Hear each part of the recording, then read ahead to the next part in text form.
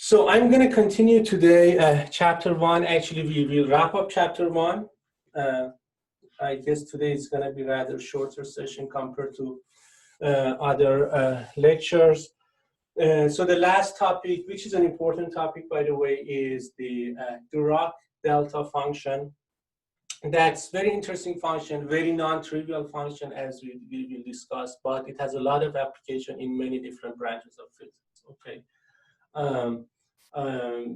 In electrostatics, I told you that where we can really use delta function, and that's very nice way of using it is in the definition of point charge. Okay, so what is point charge? Point charge is a finite amount of electrostatic charge which is confined in very, very, very small space. Okay, so if you want to give it certain volume, then you can really talk about the charge density, right? But if you're squeezing something in super, super small volume, that means you're increasing the volume, the volume density to very high values, okay? And that is very similar to the definition of Dirac delta function, because Dirac delta function is a function with a peak that is squeezed around 0. So the actual value at the point at 0 is infinity, okay? With a constraint that if you integrate the function from negative infinity to positive infinity, you're going to get a finite value, not an infinity. Okay, so that's very specific characteristic of Dirac delta function. We covered the basic idea of the Dirac delta function. What I'm going to do today is that I want to start with divergence of very special vector function, which is r hat over r square. Okay.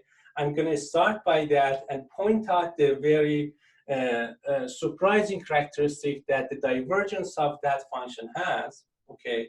And I'm going to put you on pause, review again the Dirac delta function, and then at the end, I'm going to make a connection between these two, okay? So let me write the topics that I want to discuss today.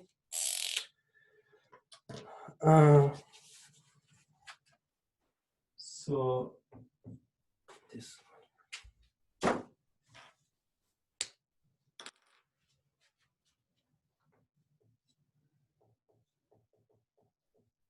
Dirac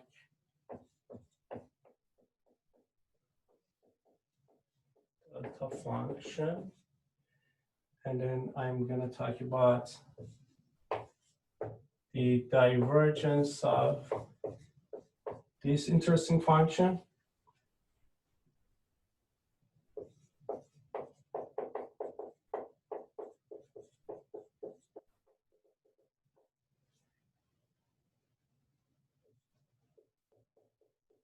One-dimensional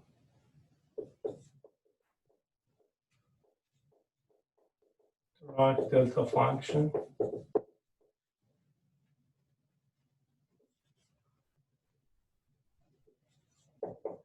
3D Dirac delta function. And then I'm going to do a couple of examples. Okay. So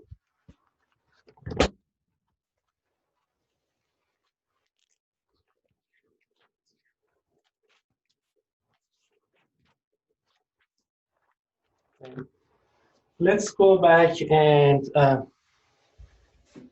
look at the function VR, which is defined as 1 over square r squared times r hat.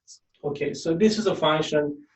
Looks like a very simple function. This is defined in spherical coordinates. R is obviously the distance from the origin, and R is the unit vector in the radial direction.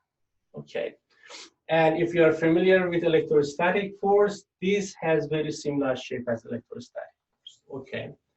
Now, we take this function, we want to look at the divergence of the function. Divergence of such function, obviously it has one component in the spherical coordinates, it has only r component.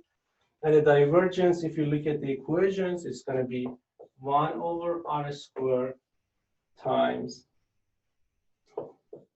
1 over dr, rather d over dr times r squared times VR. Okay, so this is the divergence term, the radial component of the divergence in a spherical coordinates.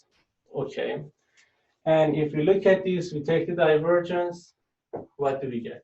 We have r squared times VR. VR is technically this term, which is 1 over r squared, so we are getting 1 over r squared times d over dr of r squared times 1 over r squared is simply 1, and this derivative becomes 0, and that becomes 0.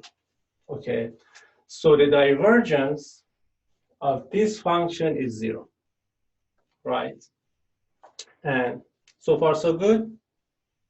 Okay, so then I'm going to look at the divergence theorem.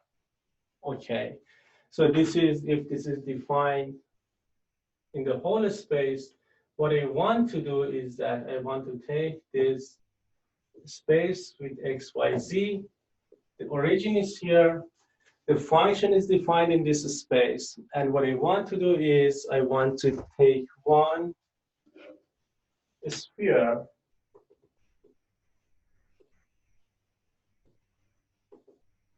around this origin. Okay. We take this around origin. The sphere has a radius of r, rather finite radius. Okay, r can be anything as long as it's greater than 0. That meets our goals for this part.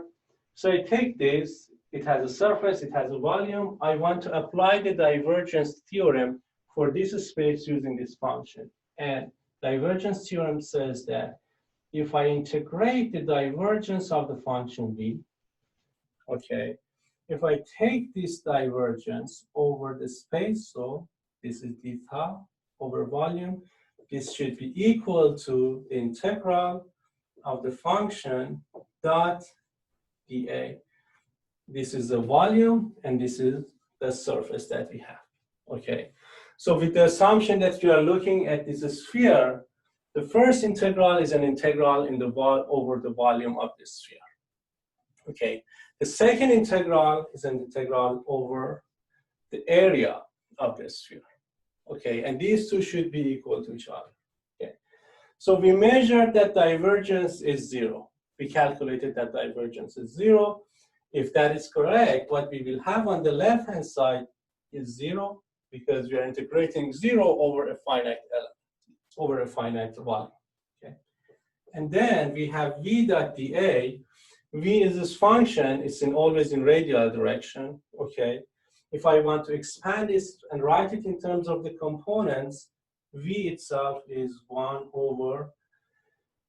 I'm integrating over this sphere with the radius r, so 1 over r squared here becomes 1 over capital R squared, and that's going to stay as a constant over this integral because we are moving on the surface of the sphere, and everywhere on that surface the radius is r, capital R, and that is constant. Okay, so this is taken care of, and then in the direction of r hands. Now, what is dA in a spherical coordinates? Okay, dA here should be similar to this. One is infinitesimal area like this, okay, where r is constant, but theta and phi are changing. Okay, so that area, based on what we actually discussed on Tuesday this week, is going to be r squared times sine theta d theta d phi. Okay, so this is my v, and this is my dA. Okay, so connecting these two, so the whole thing here is v, and everything in this parenthesis is dA. Looks good, right? So 1 over r squared and r squared here, they cancel out. What we have, oh, by the way, for dA, because it's a vector, we need another r hat here as well. Okay, so r squared and r squared are canceled out. We have r hat dot r hat, which is just 1. So in a way, we can just cancel them out. And that's going to give me the number 1, scalar 1. Okay.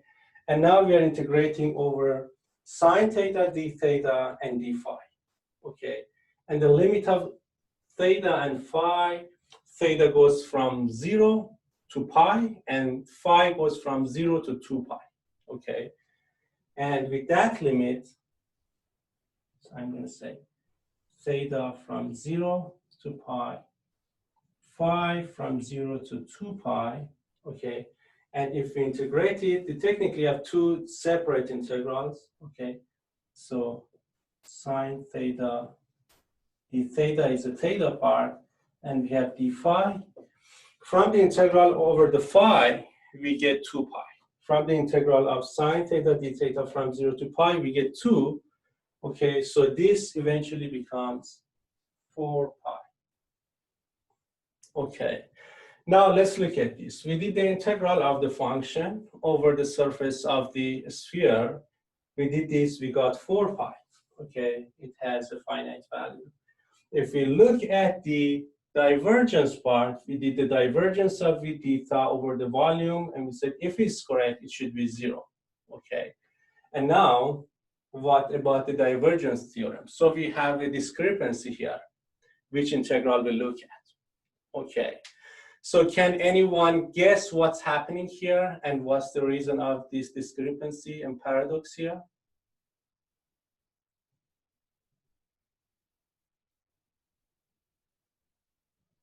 If I ask you on which side you have more confidence, the integral over VdA is correct or this integral being 0, which one do you vote?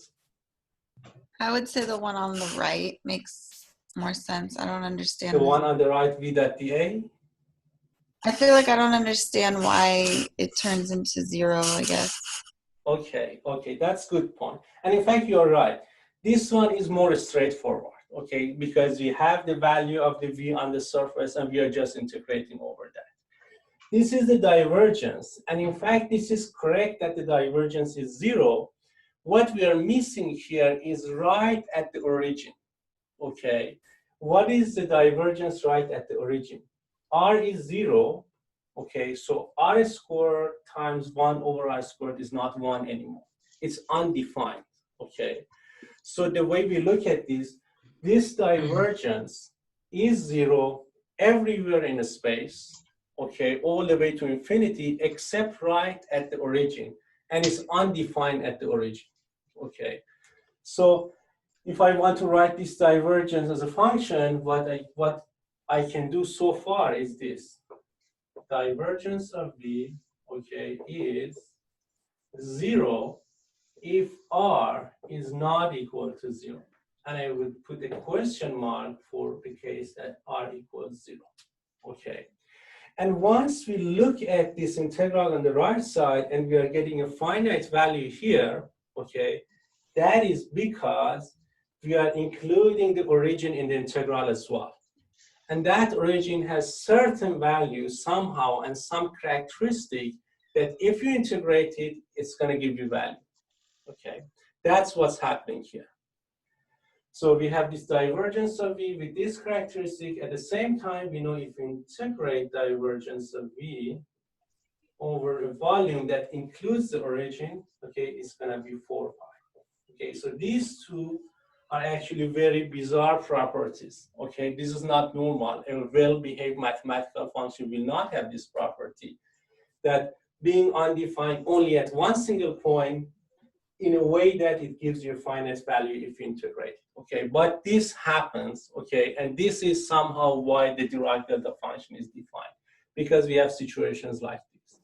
Okay, so next I'm gonna review the properties of the Dirac delta function from one-dimensional case, and I'm gonna make a case that this is at the end, this divergence can be defined in terms of a three-dimensional Dirac delta function. Professor?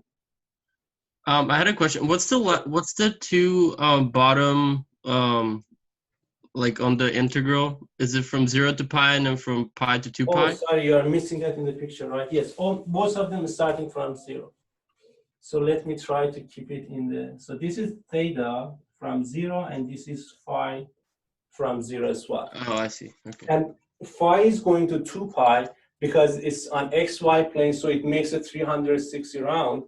But theta is the angle that it makes with the positive z-axis. So it goes all the way to pi, 180 degrees. Thank you. And then this is 4 pi.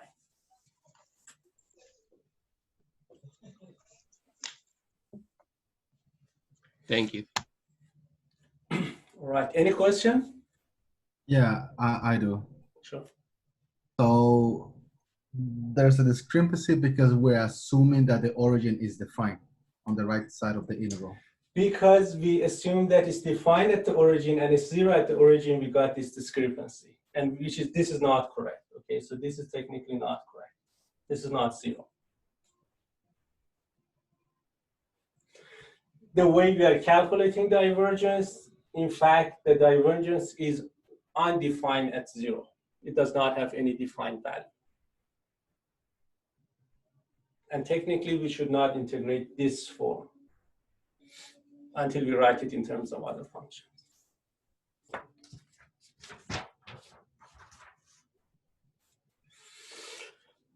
All right, so any more question on this? No, thank you. No? Okay, so let's move on.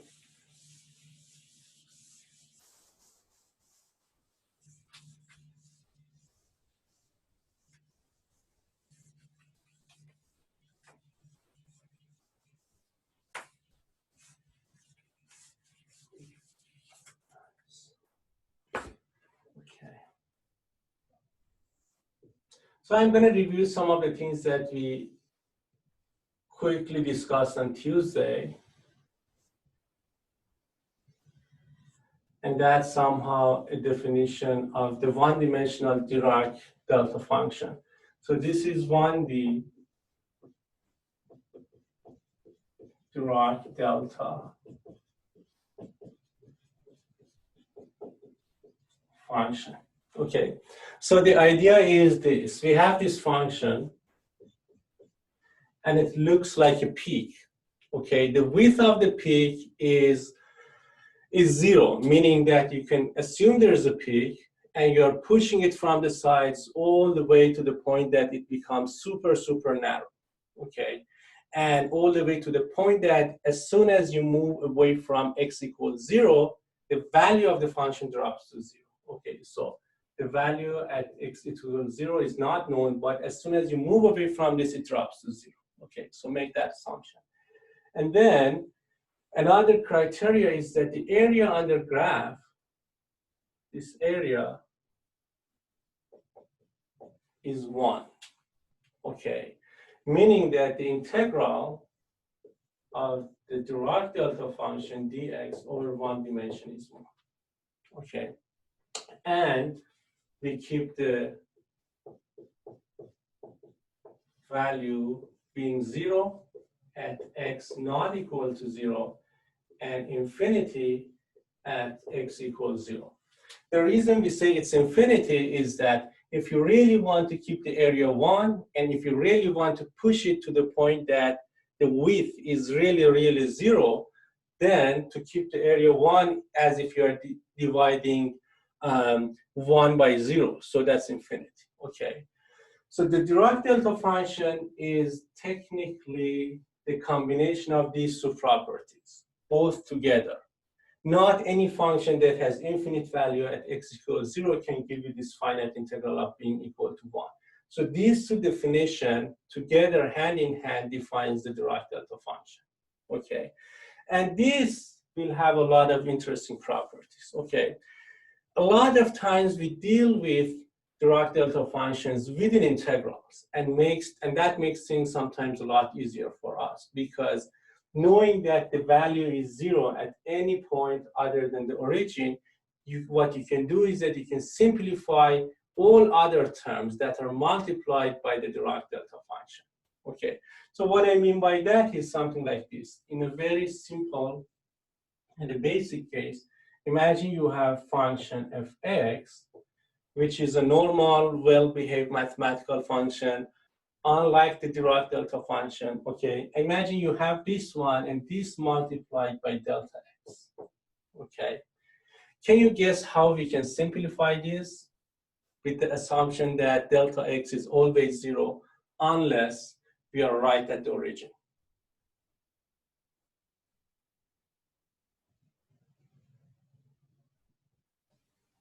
I mean, you mean like simplify? I mean, if you simplify the integral, the whole thing can be simplified with the assumption that if x is not 0, the delta x is 0. Yeah, I mean, it's basically f of, well, I mean, it's, in that case, like the actual function is just this, like, but the integral of the function is f of 0.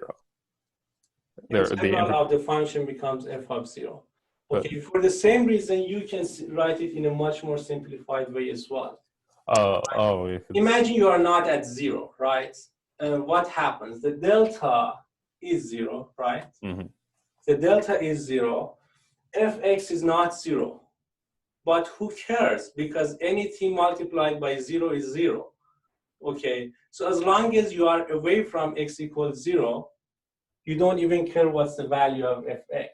The only point the value of fx becomes relevant is when x is actually 0, and that is f0, right? And that means no matter how this function behaves, all the behavior is irrelevant. The only thing that is relevant is f of 0, that single value right at the origin.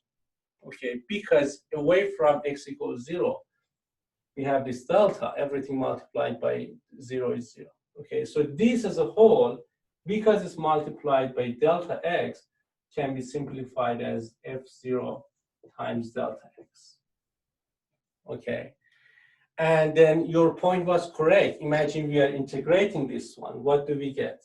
If we have the integral of fx delta x, okay, fx delta x dx, right? And then this is equal to f0. f0 is a constant that comes out of integral. We get f0 times integral of delta x dx, correct? And this is going all the way, let's say, from minus infinity to plus infinity. The same way here. And that integral as a whole is just 0. Sorry, it's 1, right? And that becomes equal to integral, equals to f0. Okay, and this is sometimes a way to actually compute the value at f equals 0. Okay, and here we always talk about 0 because delta x has a peak at 0. Okay, very easily we can shift the peak to any value that we want. Okay, if I want to switch this x to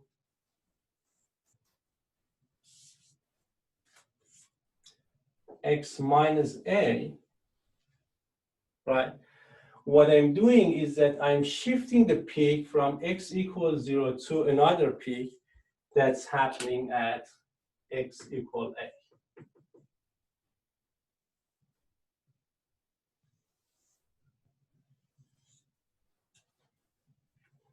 Correct? And then this multiplication is equal to fa, because the delta function with this shift is 0 everywhere except right at f equals a. So this is a more general form. Fx times delta x minus a is equals fa. Okay, and we do the integration, we're going to get exactly the same thing. And if I don't you mean f of a times delta x minus a? Okay, can you repeat again? Do you mean f of a times delta x minus a? Yes, this is going to be a. So fx times delta x minus a is equal to fa. Wouldn't it be f of x times delta x minus a equals f of a times delta x minus a? Don't you mean? I can hear your voice. I mean, it's just like, I mean, I don't you mean f of a times delta x minus a is what it would be equal to? F of a times No, f of x times delta x minus a equals f of a times delta x minus a. Aren't you just missing the delta x? Oh, I'm missing the delta here, right? Yeah. That's all I'm saying. Yes, yes, I was missing delta here. Yes, thank you. Okay, and then if we do the integral here, what we get is f of a times delta x minus a dx. And you know that if you shift the peak, you're not changing the integral at all, so you get f of a here. Okay, thanks for caring about this. Yes, I was missing the delta here.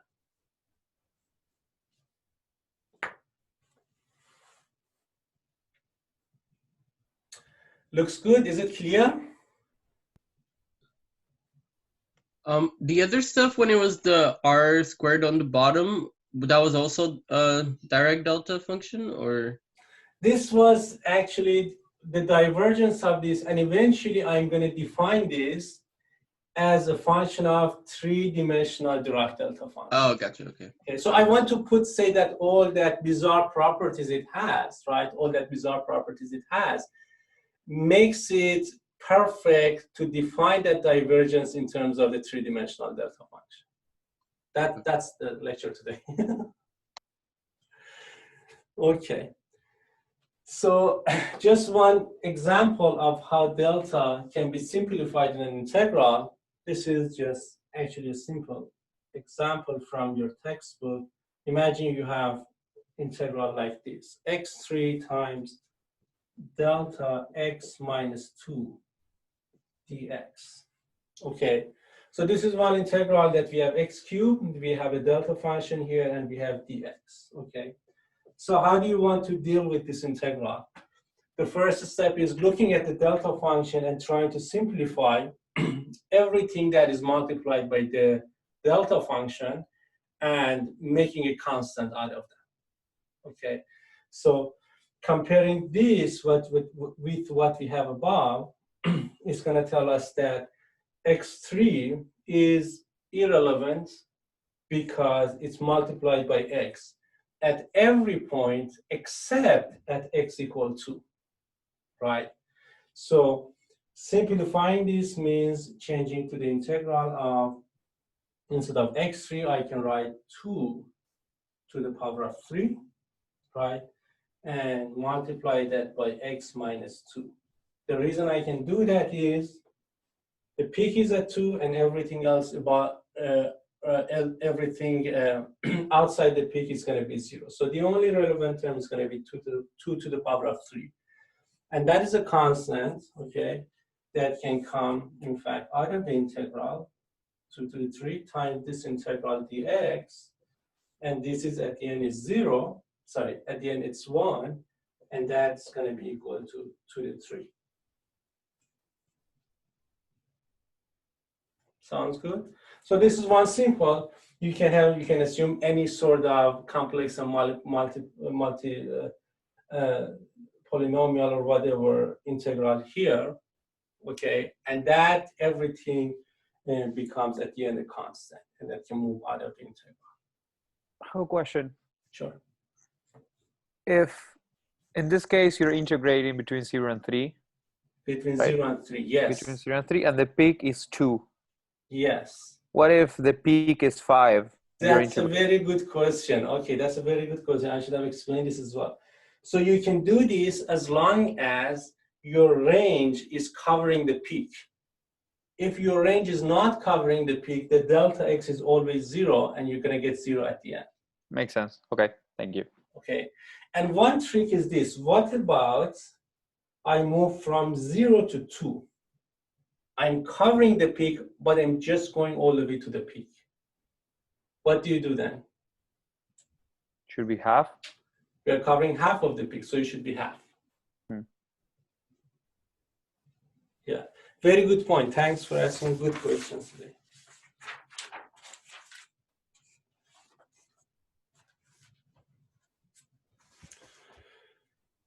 All right, so this is pretty much all the basics about one-dimensional delta function. Okay, so now I want to move on and define three-dimensional delta function that we can use as a function of position in a space. This is one-dimensional delta function. You can use it as a function of one single variable. Here it was x, but then you can combine delta x, delta y, delta z as well. All right. So let me erase these ones, and I'm going to make it 3D.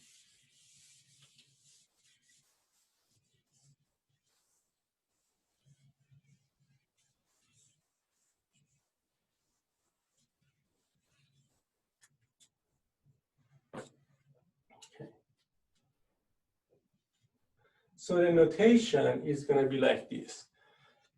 Delta to the power of 3, and the variable I'm putting inside, I want to put a vector sign on top of that, meaning that this is 3 different variables. Could be r, could be x, y, z, could be r theta phi, spherical coordinate, or could be s, phi, and z, cylindrical coordinate. Okay.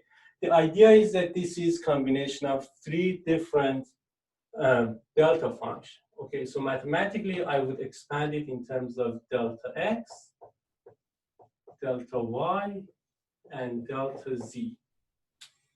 Okay, and each of these ones are one-dimensional delta function.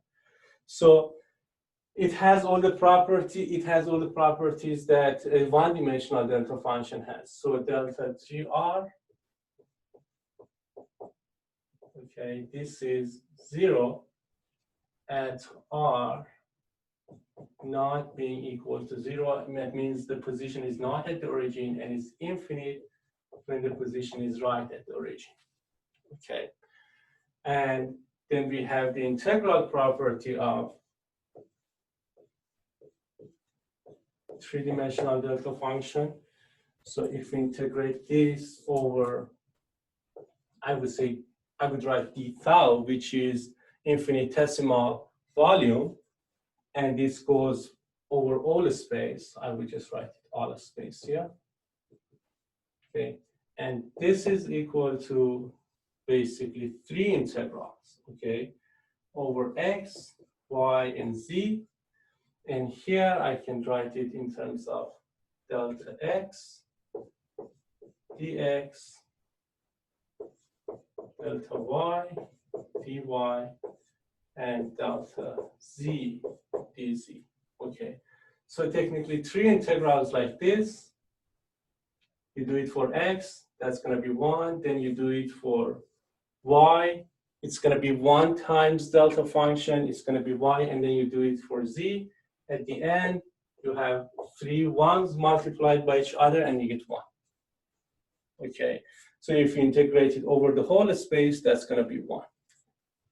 And then we have that shifting properties as well. Okay, if we have f being a function of any 3-dimensional position in a space, and if we multiply this side, I would write fr here.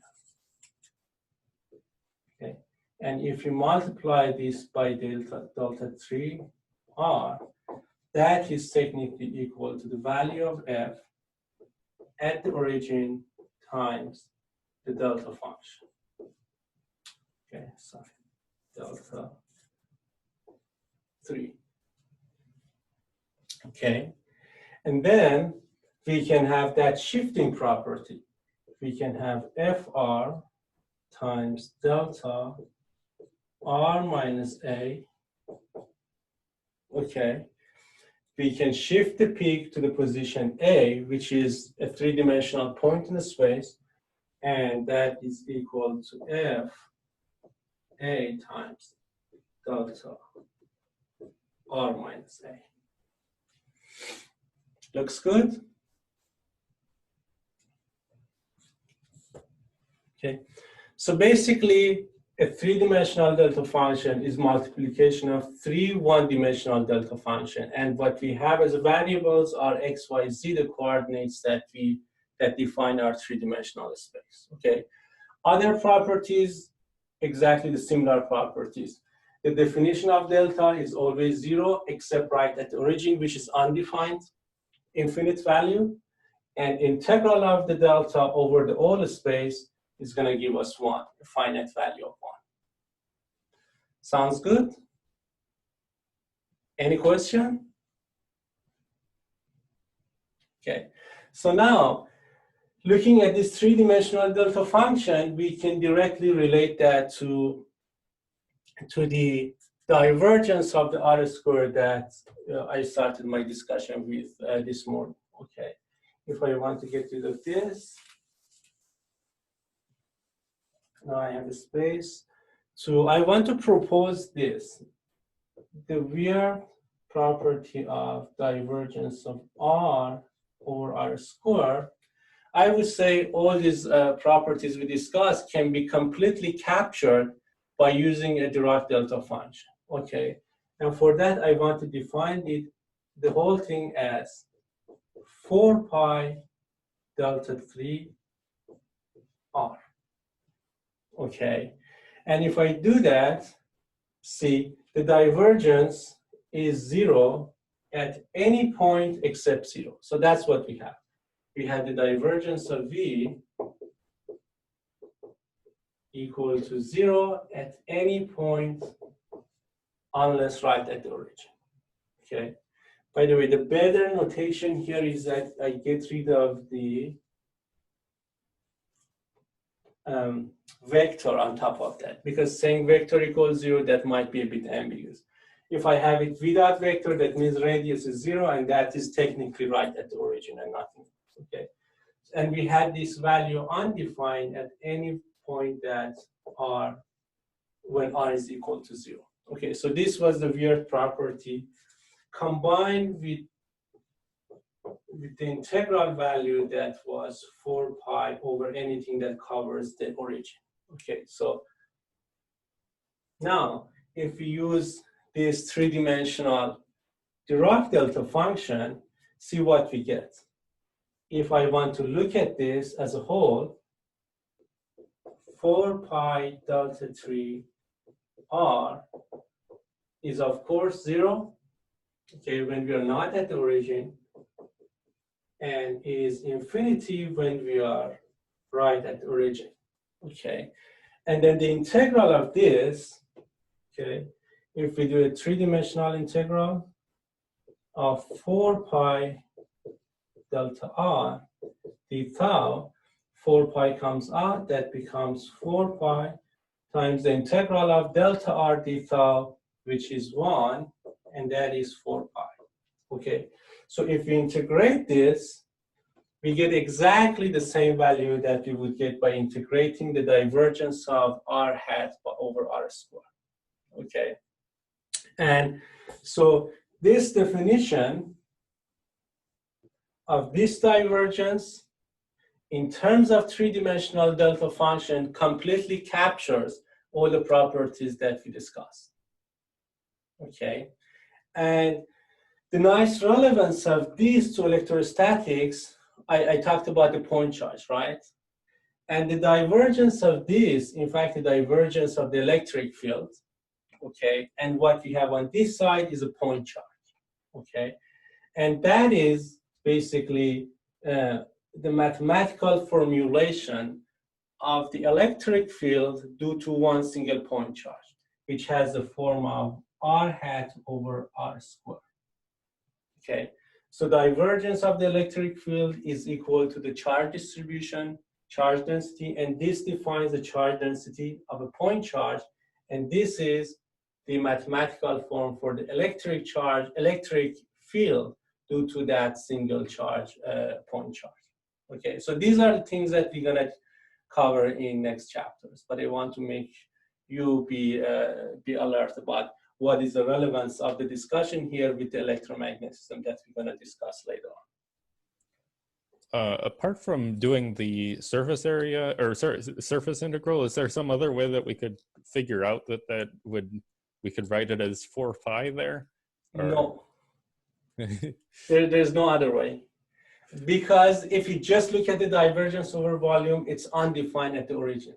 Okay, so the only way to connect this and actually evaluate this integral is using divergence theorem and looking at the surface.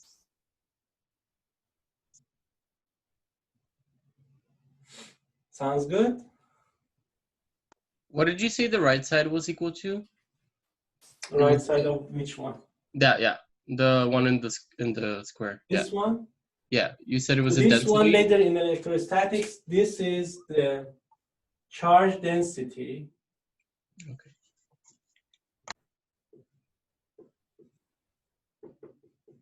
Density of a point charge.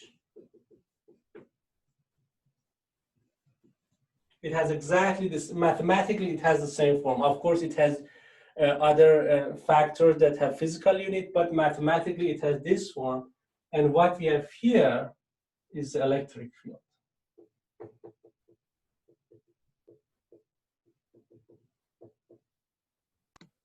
Thank you. Electric field due to a point charge. Okay, and I assume that you are familiar with this, right? If you have a 1 point charge, the electric field is 1 over r squared. Q over 1 over r squared times 1 over 4 pi epsilon 0. Okay, those things we're gonna cover in the next chapters. All right, so it's 10:16. I'm done with chapter 1.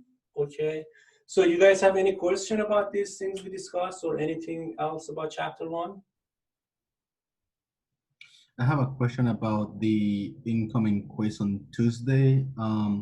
Thursday, not Tuesday. I mean Thursday. Yes. We were supposed to do another review of the dot cross product, and I just checked it. I received no notification whatsoever. Unlike the first time we actually did it, where the moment you posted it, it sent me notifications saying that I was supposed to do it. So I don't know if this is some technical issue. I'm not sure if I'm understanding your point. You are talking about the quiz or assignment or the dot product itself? I'm talking about the practice quiz that we were supposed to do. Oh, talking about the practice quiz. Okay, okay. And yesterday, it gave me a notification at around 12 in the morning saying that I missed it, even though I didn't receive a notification saying that it was published or ready to be. Oh, okay. Okay, And, so if you miss that, I don't know. So there is no credit associated with that. Okay, the reason I did these 2 run tests is that I want you guys to get familiar, and myself get familiar with the platform. Okay, so if you think you're fine with using the platform, that's okay. Yeah, I feel comfortable now. I got a pretty hand of it very quick. Okay. I'm just a little worried about the notifications because I'm worried that you posted on Thursday, and as I keep doing any other school stuff related, I forget about it without the notification. No. So on Thursday, we're gonna do it exactly during the class time. So it's gonna be 10:15 a.m. during the class. I'm gonna say your quiz is up, okay? And then you guys start working on it. You will have 30 minutes to do it, and then 15 minutes to do your upload, taking pictures and explanation, okay? You don't need to stay online during the class, but I will be here in case you have questions. You can connect your Zoom. So it will happen right during the class time. Okay. Okay. Thank you. Okay. So yeah. And then if you have any question during the quiz, you can connect to me and ask me. Or send a private.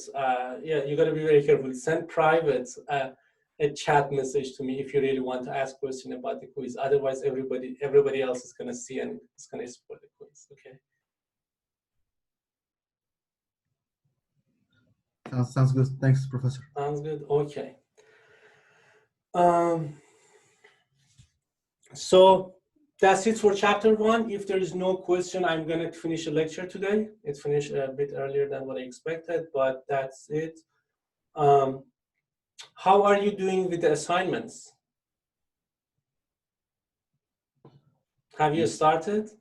You're talking about the homework or? The homework, yes. Well, I'm doing all right. You're doing all right? Okay. Everybody else? Did you I assign really want you to start early, because I always have this experience. See, it's about like 14, 15 problems, I guess. They are not difficult, okay, but it takes time. If you want to do it the last day, I can tell you it's going to be a disaster because there's so many and so many different topics. You're not going to learn much either. Okay, if you do it the last day. If you start early, you can easily schedule like doing 2 or 3 problems in one day. And as you do these things, it's an excellent preparation for the quiz as well. I said the quiz problem are either similar to these assignments or similar to examples I do in class. Okay, I don't give a quiz that looks very unfamiliar to you. Okay, so it's an excellent preparation way for the quiz as well. But the only trick is start early so that if you have any problem, you can ask me or you can, I mean, there are so many resources for this Electromagnetism I course. I can answer the questions, you can look around. I don't know if you have study groups, you guys are working together. I very much encourage you guys work together. That's really good way of learning physics and very good way of doing assignments. I know some professors are sensitive about 2 assignments being too similar to each other. Okay, I'm not sensitive. I'm fine. If 2, 3 of you sit together, do, and the solutions are the same, that's fine. As long as you spend time to do it together and understand it together, okay? And not copy pasting from each other. Okay, so that's the point. I myself learned physics a lot more from my peers than from my professors. Okay, so I have a lot of experience like that. And sitting together with friends, you can do a lot of discussion and it helps you. If you don't have friends, still you have other resources. You can always email me and ask me questions as well. Again, for that, do it early because sometimes I get like 15 emails the very last day. Everybody wants to talk to me 1 hour and I have just so much time during my day. So just make sure that doesn't happen. And yeah, that's pretty much it for now. Any other question, you guys? Overall, you're happy, the course is clear, it's manageable? I have a Very question. clear. That's important, okay. So as I said at the beginning, whenever I teach this course, by this time, I've done a lot of calculus, as you can see, and I get tired of calculus. I really want to do physics. So next Tuesday, we're gonna start the real physics, and what we're gonna start with is by discussion on the interaction between 2-point charges. Okay, so we're gonna start discussion by saying that imagine we have 2-point charges in a space, and the charge of one of them is Q1, the other one is Q2. Okay, could be positive, could be negative, and we're gonna formulate, the first thing is gonna be formulating the force between these 2 particles, okay? If they have like charges, either positive or negative, they're gonna repel each other. If they have opposite charges, they're gonna interact and attract each other, right? And that can be formulated in terms of a vector that connects these 2-point charges, and we more often refer that to as a distance, distance vector. And from that, we formulate the force, right? And because the force is proportional to the charges, a very nice way is defining electric fields created by one charge. And then we are looking at the other charge and we say, okay, this is inside the electric field created by the other charge. So what kind of force is gonna feel, okay? So the whole discussion on electromagnetism starts with this. And then we talk about electric field, we do a lot of calculation only on electric field. To the point that situation becomes mathematically complex.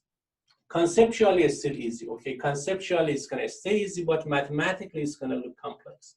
And the next thing we're gonna do is that we define the electric potential, which is basically a mathematical way of defining a 3-dimensional field, this time a scalar field rather than vector field, which is electric field. A scalar field, a lot of time, is much more manageable to deal with, especially if you are working in 3 dimensions. Okay, so we define and work with electrostatic potential, and the relationship between electrostatic potential and electric field is just a gradient, okay? And that's the way we're gonna evolve on this. Later on, we're gonna talk about the specific properties of conductors. We're gonna talk about the specific properties of non-conducting materials, but the material that can get polarized if we put them inside electric field. And everything at the end boils down to the main property of the electric potential, electric field, and forces. Okay, so with this introduction, I'm going to end lecture, and we're going to meet on Tuesday where we start chapter 2. Cool? Thank you, Professor. Okay, thank you guys. Have a nice